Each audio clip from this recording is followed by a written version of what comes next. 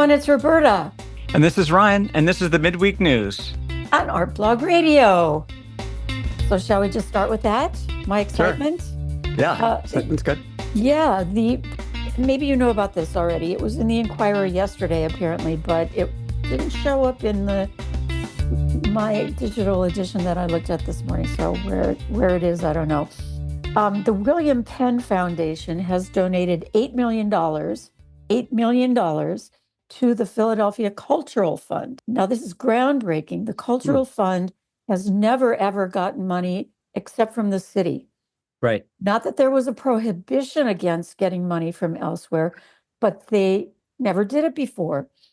So they reached out, and William Penn said yes. And this is going to support over 4 years. It will support around 200 organizations with operating money, in addition to what the PCF gets from the city. In 2024, they got 3.6 million. They simply don't raise the amount they give to the cultural fund. It's like squeezing money out of dry rag. You just can't get any money out of city council for arts. Sorry, city council, that is the truth. We're speaking truth here. It's very exciting. And the cultural fund said that this is for groups with budgets of 1.5 million and less. So small budget organizations, not the museums, the little guys like Art Blog, let's hope. All right. And operating funds, Gabriella, the director of the cultural fund, said they will be going after other non-city funds in the future as well. Great. So this is really great news, everybody out there. An infusion of funds. The grants will not be from William Penn, will not be rolling out until 2026. Okay. So not this year or this upcoming year, but 2026, I guess they're going to prepare for how they do it. And so this is something that people will be really looking forward to. Organizations, it's a lifeline. Everybody knows that we're still not completely recovered, if ever, from the pandemic. The downturn in the economy hurt the art sector so deeply, ticket sales and all of that for the theater and dance and music groups, and, art galleries closing, and museums, gosh, in death spirals, some of them. That is what I'm excited about this morning. And I think it bodes well for the future in Philadelphia for the arts, which is always very vulnerable and always in need of more money. So, yay. Thank you, William Penn. Yeah, that's great. Thank you, PCF.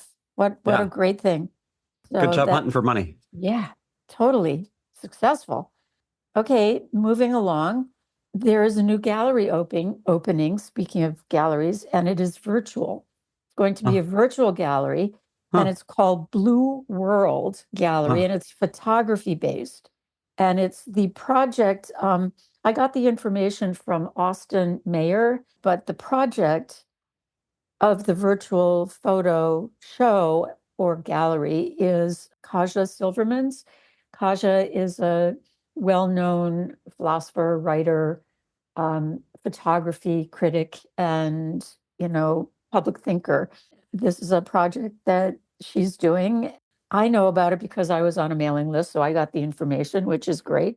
They're having a virtual opening that you're invited to, everybody, blueworldgallery.com/Zoom or something. It's going to be a Zoom virtual gathering of people and showing the works. And one of the artists in the show is Eileen Neff, who I happen to know. Eileen is a friend, and she's showing work. She's a photographer, art educator. She's taught at University of the Arts, RIP, University of the Arts, PAFA, RIP, PAFA. She's now at Tyler and elsewhere, and she's great. She's a little engine that keeps on chugging and doing her art. And her art is very mystical, magical. It's about reality versus what is real, all about that. It's wonderful work. Anyway, she's showing from her series Diorama. In 2017, she heard about the Academy of Natural Sciences was going to open up some of its diorama glass cases and clean them out. It was time. They hadn't been cleaned since 1930 when they were installed.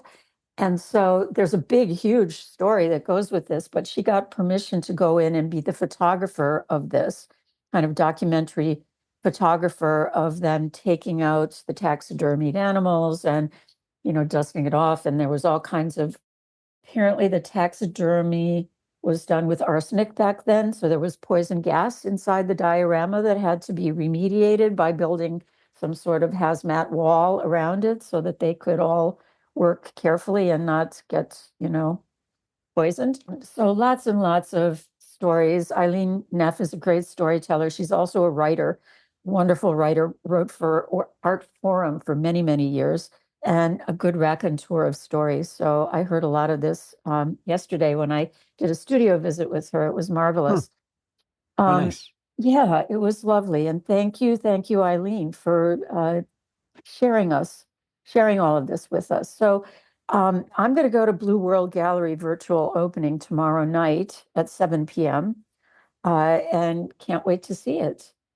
And it reminds me that a while ago, when Clayton Campbell started writing for us, I was made aware of this digital art gallery. And I can't remember the name of it exactly, but there's something, we'll dig out the information about it. So where you would go in and create an avatar, and your avatar would sort of advance towards the art and then walk to the next piece, and you could, turn around, go back, whatever, go to the next room. But it was very second worlds, or second life. Called Second Life. Second Life. I'm not sure what this is going to be like, but I'm glad to hear about it. The only other online gallery that we've had, virtual gallery, was Chimera, which Angela McQuillan began a number of years ago. Chimera is now a bricks and mortar place, does not really do the online gallery anymore, but the internet is there for us. And so any way you can get your art is not a bad thing. Yeah, and you don't have to pay rent. Yeah, there's that. If you're the gallerist. Speaking of paying rent, there was an opportunity announced by the Arts League in West Philly called Arts Bloom, Bloom. They are offering their space free for meetings on Sundays. So we'll put the link in. I don't know what the follow-up is, so we'll figure that out and put some information in about that too. Because really a free meeting space in West Philly, that's golden. That's really a very generous offer. Thank you, Arts League, for doing that. And one other thing I wanted to mention is finally, Woodmere Art Museum, which we all call Woodmere anyway, has now officially become Woodmere. So they branded themselves with their nickname, which is really their name, but it's very nice. It says they're a cultural hub. They're not just a museum. They've let go of the words museum. I want to say they also let go of the word art, but I can't believe they're letting go of art, nor are they letting go of the museum. But they have become a cultural hub with several buildings. They bought a second building. It's not open yet, but it's going to be arts education, as I believe, which is really great. So there's a museum on the up and up, not a downward spiral in any way, shape, or form. Okay, Woodmere, we're with you all the way. And that's it for me today. What do you have, Ryan? Well, the Blue World Gallery, as you mentioned, is already on Connect, publicly up there. The event's listed. blueworldgallery.org/Zoom is the address. We'll put a link into the show notes as well. And if you want to look at what they put in there, that's available for you right now. Yeah, I'd be curious. I was curious. I had seen that. I meant to talk to you about how do you feel about digital museums and galleries? Yeah, I think it's great. I mean, come one, come all.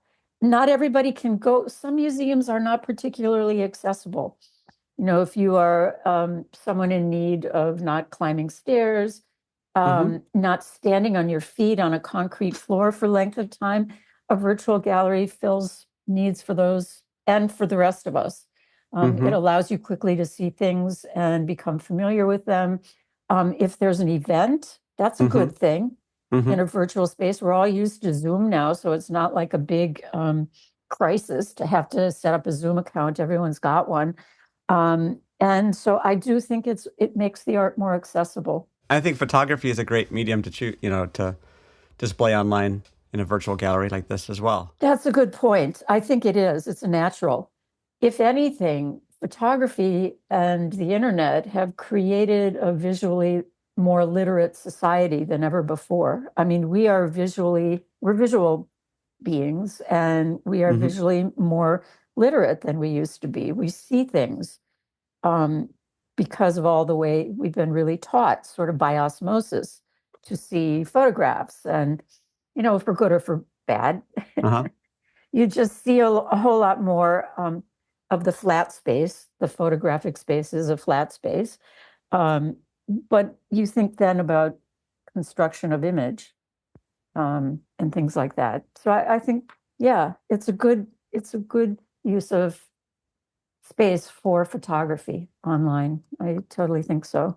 And I also noticed that Creative Capital has a Philadelphia Stories fiction contest coming up. The deadline's December 1st. So first place is a $1,000 cash award, and there are 3 $250 runner-up cash awards. That's through Creative Capital. I also noticed that they also have one in Joshua Tree as a residency. That looked really fun. Wow, that's Yeah, that'd be an experience. idiosyncratic. Yeah. Philadelphia and Joshua Tree really do not go together. No, they are separate in the thing, but I just noticed them down the line. I'm like, oh, that sounds really interesting.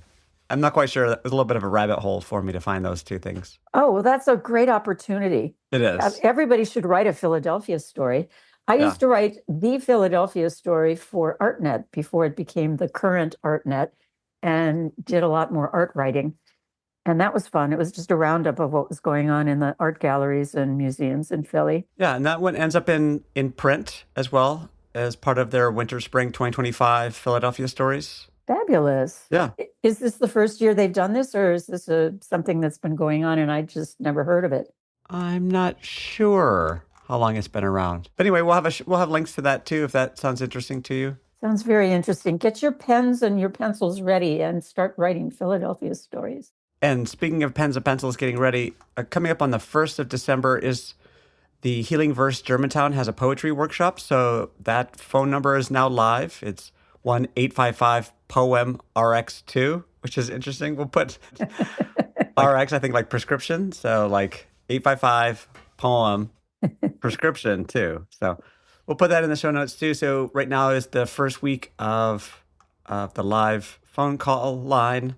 For the poetry phone line, call that in and get yourself a poem for the week. Yeah, the event on the 1st is at Ubuntu Fine Arts, 5423 Germantown Avenue, up in my neighborhood. A gallery or a community art center kind of place? Yeah, exactly. Cool. Yeah, they have kind of both right in that new building. It's right next to Uncle Bobby's. So grab your coffee, then head over to art or vice versa. Yeah, so the Blue World Gallery looked interesting. I was kind of curious. It's nice. It's interesting to hear you have some connections to that too. So yeah, so coming up on my list is we're already getting into next week is getting towards Thanksgiving. I feel like November has just really moved faster, the fastest month for me. So obviously this Sunday is my birthday and I'm registered at Tiffany's. So you should all indulge.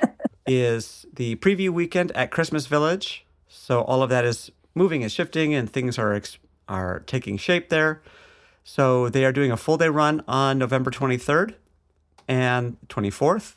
Saturday run as in it'll be open, not like a marathon run. Yeah. So I'm not sure quite why they call it a preview exactly. If they're expecting some shakeups. I know I saw the tree going up the other day, which is always a fun thing when they close down sections of City Hall to get that up. Christmas Village will be open from 12 to 9 on Saturday and 12 to 8 on Sunday. And then they also have Thanksgiving and Christmas Eve hours as well. Are they really doing this on marathon weekend? Maybe that's why it's a preview. Jeez Louise, that just don't even dream of bringing a car into Center City. Just don't do it. Don't do it. Yeah, and take the train, ride a bike, rent a bike. Bring your sleeping bag. If you're going on SEPTA, bring your sleeping bag. Bundle up, just in case, because you never know. Things are in holiday swing. Things are in the mood. I think everyone's coming off their chocolate highs and now ready for something new. Yes, and don't forget the portal in Love Park. They moved it from where it was to another place, but it's still in Love Park. So go check out whatever's going on in the portal. Yeah, the portal is such a funny thing. I'm surprised it survived at all in Philadelphia. we have a tendency to be rather harsh on things of that nature, and to have a limited or a very brief lifespan for those types of events. Like I remember when that what was that robot came through, like he was doing a peace walk along the Northeast, and it was making it fine around the world, and then got to Philly and Got just trashed. broken into thousands of pieces. Oh wow. Anyway, we're excellent ambassadors to the universe. Yes, yes. Well, it's a particular vibe here, shall we Yeah, say. yeah, Well, I don't know. There's something about the portal that is like a television. yeah. And so people stop, you just stop and you stare, and then you figure out what's going on, and then you get silly and you do something. But knock on wood, it's going to be good through Christmas. Yeah, it's an interesting art piece. It's a fun idea. It would be fun to see more of them too. That would just like pop up in different sides of the planet. Mm-hmm, That would be kind of mm-hmm. interesting. Yeah. They are.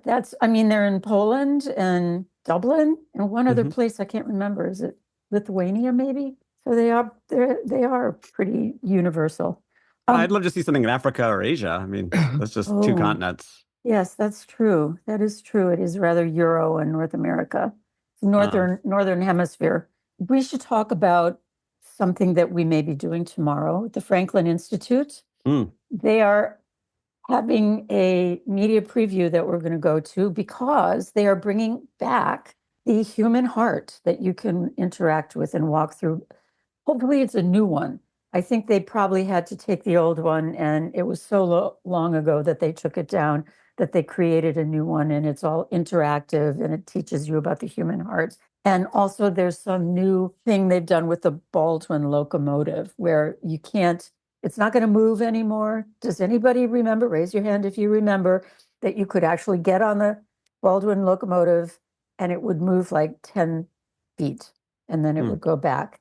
But I don't think it does that anymore. mm. It's stationary and I don't think anybody gets on it anymore. But there's an atrium or a balcony around it that you can look down on it. It's this incredible moment to experience up close an old steam engine inside a museum. It's like, how did they do that? How did they get it in there? Why did Yeah, they do that? And I think yeah. Baldwin has a Philadelphia connection. I think it was an engine that was built here, or I don't know. I think it has Baldwin engines came from Philadelphia. Anyway, that's tomorrow. We're going to check out the Franklin Institute because that is culture, right? hmm Science, culture, art, it's all together. It's one big family of human activities that doesn't involve violence. So we're all in favor of it. We are indeed. So, well, let me get into my three things. You So, didn't do your three things. You already did two things. well, one was an opportunity. The healing verse is a reminder. So Oh, it counts as a previous week. fudging. It's a You're fudging. carryover. Okay. The shows that I want to shout out this week are November 23rd is Revival Performance and Curator Talk with Joyce Chung and Mayormi Carmel Holmes. This is at Asian Arts Initiative. It's from 6 p.m. to 8 p.m. They're at 1219 Vine. It looks to be an interesting conversation that now becomes a performance, which was connected to an exhibit. So it's kind of growing. So it was in it was in audio and visual, and now it's become a performance that's talking about culture of shared Black spiritual experience, which seems really powerful and interesting. So I'm curious what the performance section of it is going to be. So if you've seen stuff like that before, so that's coming up on November 23rd, 6 to 8 p.m. at Asian Arts Initiative. And then I have a couple plays that I want to shout out. So once we get into the holiday season, they kind of get fun and interesting in sometimes predictable ways. Like it's Nutcracker season, so there's 27,000 Nutcracker versions happening. So get ready if you have to attend those. I, so far, only have tickets to one. That's good. Let's keep those limited. I know how it ends. It's fine. But coming up, starting on November 22nd, is the Thanksgiving play by Larissa Fasthorse. This is going to be at Stagecrafters Theater. So this was something that has also been happening in West as well. But Thanksgiving play looks to be fun and interesting. It's running from November 22nd through December 8th at Stagecrafters at 8130 Germantown Avenue. That looks to be really an interesting show. Whenever I read the premise of certain shows, I kind of get in my head what it's going to be. But so far this year, I've been pleasantly surprised that they've exceeded my expectations, which is, some people say that's a difficult thing to do, but so far it's worked. And so that's something I would like to see as well. It's supposed to be fun and funny and clever, a bit ironic. So the premise is that it's the perfect Thanksgiving play, and it's a bunch of clueless, well-meaning educators trying to tell the history of Thanksgiving, but they lack any proper representation of people that may have feelings other than their own. Yeah, and this is written by Larissa Fastor, so that could be an interesting. And then my final one is Arden is putting on Peter Pan. Arden puts on amazing shows. Specifically, many of their youth-focused and oriented shows are imaginative and playful and world-bending and explorative in a lot of different ways, and they just have so much fun with it. You can see it from everyone on stage is having a good time being there, and you will too. It's just kind of the vibe and the energy that Arden puts out, and the way that their creative process happens. I have never been disappointed at an Arden show. And this is Peter Pan. Are they going to have Peter Pan flying? Oh, I would imagine. Yeah. Wonderful. So, yeah, if you've read the book is kind of wild. We read the book this year with my kids. I'm like, hey, have we ever actually read Peter Pan? Or are we just like listening to Walt Disney preach to us about what Peter Pan is? But we went back and read it. And I'm like, oh, this is weird. Yeah, I'd forgotten how kind of strange it is. Anyway, so this is Arden Theater. This is in Old City, 40 North 2nd at the main theater. This is running from November 27th through January 19th. So plenty of time to see that. And that is going to be their big winter show. I have to mention that I met someone from the Arden Theater Company in the development department named Jessica, can't remember the last name. Lovely person, young person, very much into community, and had a joy to her that I thought was really, it coincides with what you just said about the Arden, and joyful. That's interesting. Yeah, she was lovely. Yeah, that's great. That's generally the vibe I've gotten from them. And that's been my experience as well. I've seen a dozen shows there, probably more. Yeah, and I'm never disappointed. So what are you doing for Thanksgiving, Ryan? Or are we done with news? I'm sorry, I jumped right in there. No, I'm done with mine. Those are my 3 plus my 2 bonus. Okay. That don't count as bonus. It's like my mother says, calories don't count on your birthday. So they don't. These are my events that don't count today either. That's a good saying. I don't count calories. Well, that's not true. Sometimes I do, but it's usually for other reasons. But certainly not my birthday. No, Goodness. never.